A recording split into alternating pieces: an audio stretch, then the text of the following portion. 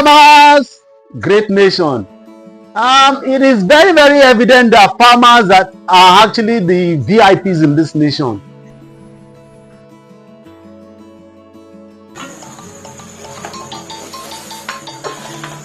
We can see that due to inability of crop farmers to actually enter into their farm as a result of insecurity that we are faced with as a nation, the prices of foodstuff has actually skyrocketed in the market, and this has actually affected every families in Nigeria today, meaning that one of the greatest strengths of a nation is actually its farming population. So if you are a farmer out there, I want to give you a big kudos for contributing to food security in this country.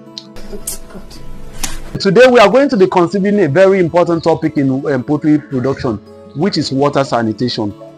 And for the purpose of this episode, I will actually run you through our water sanitation setup on this farm. There is a popular saying that water is life, but I've come to tell you today that water is not just life in poultry production. Water is money. Clean water is money. Is kudi, is ego. Because by the time the moment you take care of the microbes in your water, your let me say like about 50% of the challenges that you are meant to face as a poultry farmer is actually solved, because 70% of the diseases that affect poultry are actually waterborne. If you are very, very attentive to the news these days, you will discover that there's a rampage of cholera in Nigeria, and cholera as an infection affects not just humans, it affects poultry and other livestock as well. And one major thing about cholera is waterborne, and it kills very, very fast. Like if you listen to the news, you discover that under 48 hours after being exposed to cholera causative agent, you can actually anybody that is affected can actually come down seriously, and the person might actually die. So likewise, most of the diseases in poultry, like I mentioned earlier, are actually waterborne. You talk of E. coli, you talk of Newcastle disease, you talk of infectious bronchitis, you talk of fowl typhoid, you talk of a number of poultry diseases. They're actually waterborne, and that's the reason why you must take care of your water. Now I will quickly run us through our water sanitation setup on this farm. You will discover that our water source is borehole. In some farms, their water source is actually well water. In some farms go due to scarcity of water, they use stream water, which is not advisable. But for this farm, our water source is borehole. A lot of farmers have this misconception that once their water source is coming from a borehole,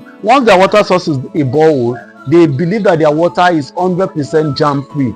But I want to tell you that this is actually erroneous, because even the water coming from the borehole can still contain huge number of germs. And if you want to know if what I'm saying is true or not, take a sample of your water that is coming directly from the borehole, send it to the lab, and you'll be shocked by the volume, by the quantity of microbes that this water is actually laden with.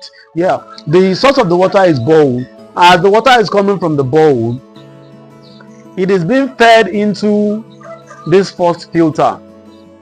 We have two filters installed in this setup. We have filter 1 and filter 2. This first filter, if you compare this first filter with the second one, you discover that this particular filter is dirtier compared to this. The reason is not far-fetched. The water coming from this borehole is dirtier compared to the water that is feeding this particular filter. The essence of the filter in this setup is actually to take care of your micro particles, them dust sediment, tiny particles that might actually come along with the water as is coming from the ground. So the first filter will help you filter out germs like sieving. It will sieve out germs. It will sieve out tiny particles, dust particles, before it is now being emptied into the second filter. The second filter is actually to further filter every form of particles and dirt that is coming with the water before it is now being fed into our UV sterilizer. This is our UV sterilizer on the farm. The UV sterilizer is made up of a stainless canister a stainless casing in which the UV bulb is being housed.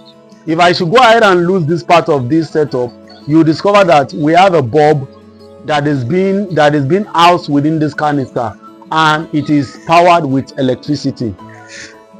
The moment you on your power source and water begins to flow from the borehole, like I mentioned earlier, it is being emptied into this force filter to remove every form of particles and dust. Then water coming from this filter is being emptied into this to further remove every form of particle and dirt before it enters into the water inlet of the UV canister. Once it enters through this water inlet, once the power is on, the power button will be, the switch will be turned on so that this canister can be powered. Once it is powered, the bulb within the canister comes on, emitting UV light. And we all know that UV is a powerful germicidal rays. Is a powerful germicidal light that kills bacteria, viruses, fungi, and a wide range of other organisms. UV as a form of sanitation is highly effective. It is very, very highly effective in treating water. And how does UV work? UV denatures the DNA and the RNA of germ-causing organisms. Once the RNA and the DNA of those organisms are denatured, the ability to multiply is being affected, and the ability to cause infection is equally affected. So the water is being fed into this through this water inlet, and it passes through the canister. The water spends about, let me say, a second or two in the canister, and it now comes out through the water outlet. And it is this particular pipe, that is connected to the canister, which is the water outlet pipe of the canister, that feeds our pen. And the reason why it is necessary to have these two filters installed is that when you have too much particles being fed into this canister, it will affect the effectivity. It will affect the effectivity of this UV canister. Because one thing about dust and other minute particles in water is that they provide a shield. You know, we are trying to give the bacteria and the virus that is traveling with this water maximum exposure to UV light. And once you have particles within the water, it will provide a covering, like a shield, to the bacteria and the viruses, and it will prevent them from getting maximum dose of UV light. And once it comes through this place, it goes into the pen. But there is something about this. We don't just rely on this alone. We have a two-level system of water sanitation. Once the water gets into the individual pen on this farm, we add a chlorine-based water sanitizer, which will help us kill the microbes further. The UV light might be able to take care about 90% of the germs that is coming with the water, or 90 to 99% of the germ that is coming with the water.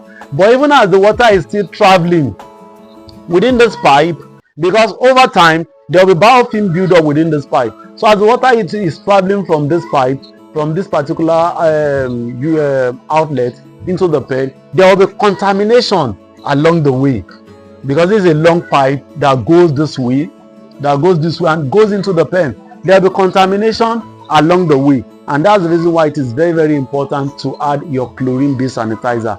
Apart from the contamination that is even coming, it does not have a post-exposure effect on germs, on disease-causing organisms, and that's the reason why you need to add chlorine in the water. Thank you so much for watching this episode.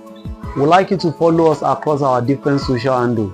We're on Facebook as Agricop Media, or Agricop. Just search for Agricop or Agricop Media on Facebook, and you get our page, where you click like, follow us, love our videos, share it across your Facebook feed. Then we're also equally on YouTube. We're equally on TikTok. Try as much as possible to follow us and help share our content so that we can get to a larger audience, so that our impact can be felt. We want to develop, we want to contribute maximally to the knowledge base of farmers by dishing out technical know-how videos. Thank you for watching. God bless you.